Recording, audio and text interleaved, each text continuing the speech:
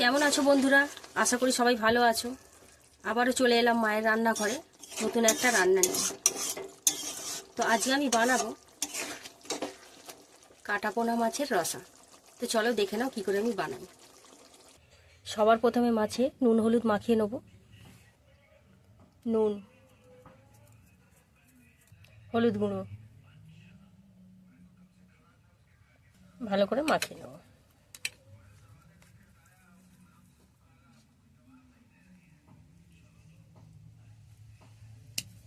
কড়া গরম হয়ে গেছে, দিয়ে দেবো সর্ষের তেল।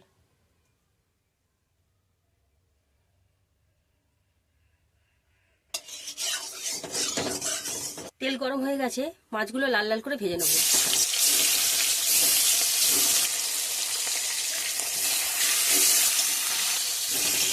মাছটা লাল লাল করে ভাজা হয়ে গেছে, এবার তুলে নেব।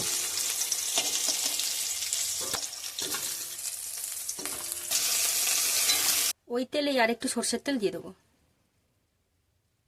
একটা বড় সাইজের পেঁয়াজ কুচি করে নিয়েছি, লাল লাল করে ভেজে নেব।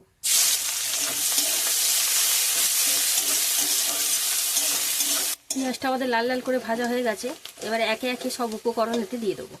টমেটো কুচি, আদা রসুন বাটা, লঙ্কার গুঁড়ো, হলুদের গুঁড়ো, স্বাদ অনুযায়ী নুন, সামান্য পরিমাণ চিনি, আর দেব সামান্য জল।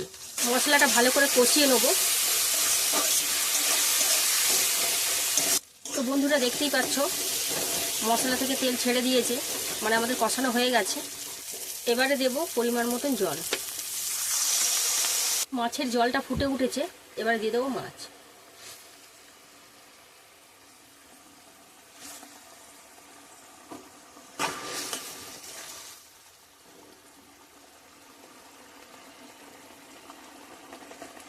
এবারে চাপা দিয়ে 2-4 মিনিট ভাপিয়ে নেব।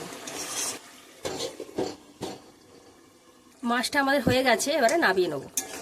তো বন্ধুরা রেডি হয়ে গেল কাটাপোনা মাছের রসা। তো এইভাবে বাড়িতে বানিয়ে খেয়ে দেখো, আশা করছি ভালো লাগবে। তো ফিরে আসছি কোনো নতুন ভিডিও নিয়ে।